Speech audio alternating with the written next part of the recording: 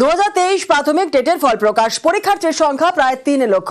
পাশ করেছেন 6,754 জন, অর্থাৎ পাশের হার 2.5%-এরও কম। 2022 সালে পাশের হার ছিল 24.31%।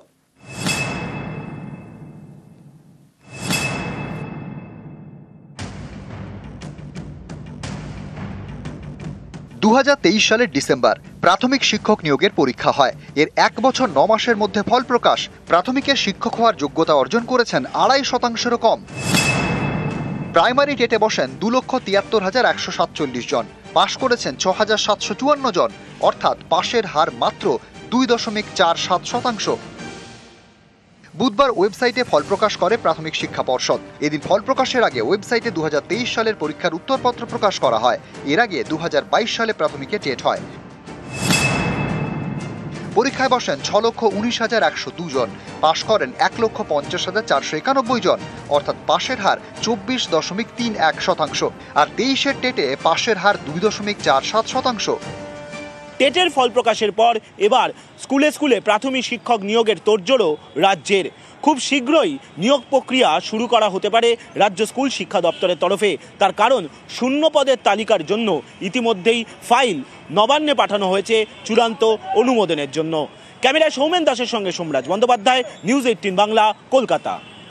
আর যেমনটা আপনাদের জানাচ্ছিলাম যে পুজোতে বৃষ্টি, পুজোয় প্রত্যেক দিন বৃষ্টি। আজকে কিন্তু মধ্য বঙ্গোপসাগরে আবার নিম্নচাপও রয়েছে। দক্ষিণবঙ্গে 10 জেলায় বজ্রবিদ্যুৎ সহ বৃষ্টির সম্ভাবনাও রয়েছে। আরও বিস্তারিত জানবো, আমাদের সঙ্গে রয়েছেন আমাদের প্রতিনিধি বিশ্বজিৎ সাহা। সরাসরি চলে যাব বিশ্বজিতের কাছে। বিশ্বজিৎ, একটা মন খারাপের খবর, পুজো এসে গেল আর হাতে গোনা সবাই প্যান্ডেলে যেতে শুরু করে দিয়েছে, কিন্তু এবার পুজোয় প্রত্যেক দিন বৃষ্টি। হাওয়া অফিস কি কোনোভাবেই ভালো খবর দিচ্ছে না? দেখো, আজ এবং আগামী কাল এই দুদিন অন্তত কিছুটা রোদের দেখা মিলতে পারে। তবে আগামী কাল থেকে আবহাওয়ার পরিবর্তন হবে। যে নিম্নচাপটি তৈরি হওয়ার সম্ভাবনা, সেই ঘূর্ণাবর্ত সক্রিয় হয়েছে এবং সেই ঘূর্ণাবর্ত মধ্য বঙ্গোপসাগরে রয়েছে। এটি উত্তর পশ্চিম বঙ্গোপসাগর এবং ওড়িশা উপকূলে গভীর নিম্নচাপে পরিণত হওয়ার সম্ভাবনা রয়েছে 27 তারিখের মধ্যে। মৎস্যজীবীদের সমুদ্রে যেতে ইতিমধ্যেই নিষেধ করা হয়েছে। আপাতত 28 তারিখ পর্যন্ত মৎস্যজীবীদের সমুদ্রে যেতে নিষেধ করা হয়েছে, কারণ সমুদ্র উত্তাল থাকবে। তবে যেহেতু এই ওড়িশা উপকূলে এটি হবে, তাই তার প্রভাব পড়বে বাংলায়, প্রভাব পড়বে, অর্থাৎ উপকূলের জেলাগুলিতে ভারী বৃষ্টির সম্ভাবনা থাকছে। শনিবার দিনভর বৃষ্টির সম্ভাবনা, মেঘলা আকাশ থাকবে। উত্তরবঙ্গ থেকে দক্ষিণবঙ্গ সব বঙ্গের সব জেলাতেই শনিবার বৃষ্টি হওয়ার সম্ভাবনা থাকবে। এবং আরো একটি অশনি সংকেত যে এই নিম্নচাপের শেষ নয়, এরপরও অষ্টমীতে আরো একটি ঘূর্ণাবর্ত তৈরি হওয়ার সম্ভাবনা। এখন সেই ঘূর্ণাবর্ত কতটা শক্তিশালী হয় সেদিকেই নজর রয়েছে সবার, কারণ সেই ঘূর্ণাবর্ত শক্তিশালী হলে নবমী দশমীতেও ভাসতে পারে বাংলা, এমন একটা ইঙ্গিত রয়েছে আবহাওয়া বিজ্ঞানীদের। জুনেলা, বেশ, একেবারে বিশ্বজিৎ, নবমী দশমীতেও বৃষ্টির পূর্বাভাস। সব মোটামুটি বলতে গেলে পুরো দিনই, মানে পুরো পুজোটাই কিন্তু বৃষ্টিতে ভাসবে, এমনটাই বলা হচ্ছে। দক্ষিণবঙ্গের আপডেট নিলাম, এবার একটু উত্তরবঙ্গের দিকেও আপডেট নেব। পঞ্চমীতে বৃষ্টি বাড়বে উত্তরবঙ্গে, এমনটাই বলছে হাওয়া অফিস। উত্তরবঙ্গের সব জেলাতেই বাড়বে বৃষ্টি, ভারী বৃষ্টির সঙ্গে ঝোড়ো হাওয়াও বইবে। পার্থ রয়েছে, আরো বিস্তারিত বলবে। পার্থ, দেখো, কয়েকদিন ধরেই কিন্তু আকাশ পরিষ্কার আছে উত্তরবঙ্গ, এবং আজও কিন্তু সকাল থেকেই বেশ পরিষ্কার আকাশ গোটা পাহাড় সমতল সর্বত্র। তবে যে আবহাওয়া অফিসের যে পূর্বাভাস, পঞ্চমীর থেকে কিন্তু বৃষ্টি বাড়তে পারে উত্তরবঙ্গে। পাহাড়ি এলাকা তো বটেই, সমতলেও কিন্তু বৃষ্টি পড়বে, বৃষ্টি বাড়বে পঞ্চমী থেকে, এবং সেই সঙ্গে ঝোড়ো হাওয়াও থাকবে। স্বাভাবিকভাবে পুজো নিয়ে কিন্তু যথেষ্ট উদ্বেগ রয়েছে গোটা উত্তরবঙ্গে। বেশ, ধন্যবাদ।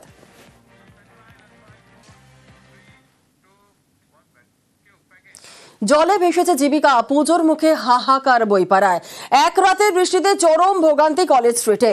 পুরসভায় যুদ্ধকালীন তৎপরতায় জল নামলেও মাথায় হাত বই বিক্রেতাদের।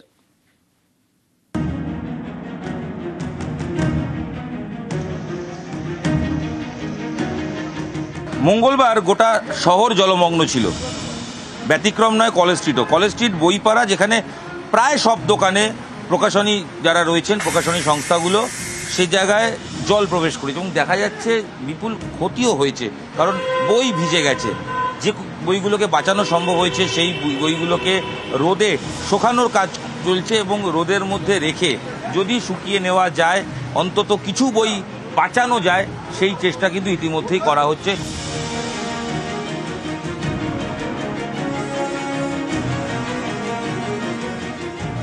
এই সকাল থেকে এসে পরিষ্কার পরিচ্ছন্ন করছি, বই তো সব ভিজে গেছে, যা দোকানে ছিল হাফ বই তো ম্যাক্সিমাম ভিজে গেছে, অনেক ক্ষয়ক্ষতির সম্মুখীন আমরা হয়েছি বইওয়ালারা। এরকমভাবেই চলছে, এই বইটাই সুপুর দিয়েছি, দেখা যাক কী হয়। দোকানে জল ঢুকেছিল? জল বলতে 1 কোমর করে জল ভিতরে ছিল, বই যা ছিল সব ভিজে গেছে ম্যাক্সিমাম বই। দেখুন না, আপনারাই দেখুন না, সব রাখা আছে, শুকাতে দিচ্ছি, যা থাকে এর মধ্যে কিছু যদি পাওয়া যায়, সব তো ভিজে গেছে ম্যাক্সিমাম।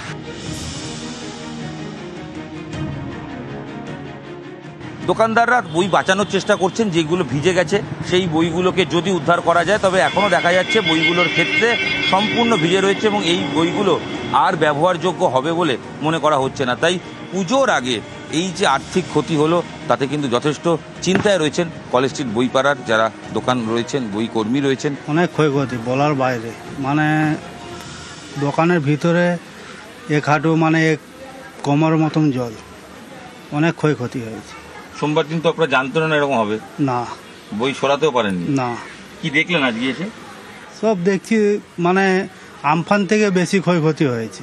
আমফানে সরাতে পেরেছি, এবছর অনেক নষ্ট হয়েছে। অনেক। নতুন সিজন আসছে, পড়াশোনার নতুন বছর শুরু হবে, তার আগে তারা বই কালেক্ট করছিলেন এবং সেই যে বইগুলো যথেষ্ট পরিমাণ ক্ষয়ক্ষতি হয়েছে এই বৃষ্টির জলে। ক্যামেরায় খোকনের সাথে ইরন রায় বর্মন, নিউজ 18 বাংলা। রাজ্যের ডাকাতেই খাল সংস্কার। 2021 সাল থেকে কলকাতার প্রত্যেকটি ক্যানেল ড্রেজিং এবং বরাদ্দ 52 কোটি টাকা, এমনটাই জানিয়েছেন সেচমন্ত্রী মানুষ ভূঁইয়া। স্ট্রাকচারটা কলকাতা এই, তার চারদিকে এই মিউনিসিপ্যালিটিগুলো আছে, তাহলে কর্পোরেশন এবং মিউনিসিপ্যালিটি, তার মাঝখানে এতগুলো খাল ক্যানেল।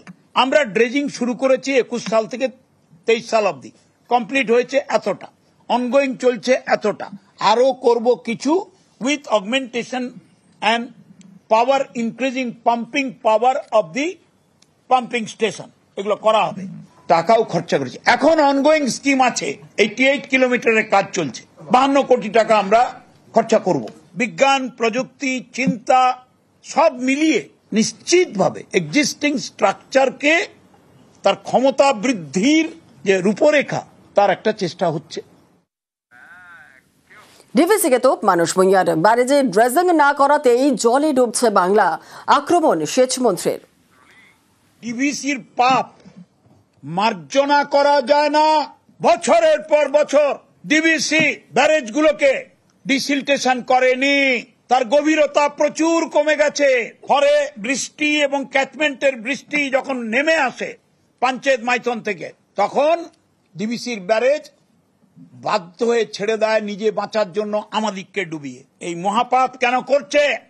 Why not the central government is taking up the responsibility for dredging of the barrages under its jurisdiction? সেই মহাপাপে বাংলা ডুবছে।